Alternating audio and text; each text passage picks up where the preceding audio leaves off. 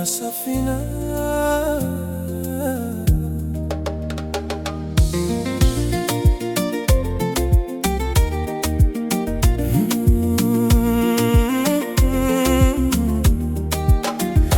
Mungu alimuita Nuhu katikati ya dunia ya dhambi, akamwambia jenga safina, kwa maana mvua itakuja.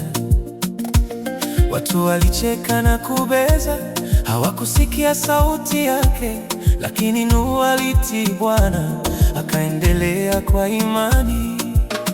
Nuna Safina, ushuhuda wa imani. Aliyesikia sauti ya Mungu akaokoka na familia. Mvua ilinyesha, maji yakafurika, lakini mkono wa Bwana uliwalinda ndani. Tukimtii Mungu hatutaanguka, katika dhoruba atatuficha. Nuna Safina ni funzo la wokovu.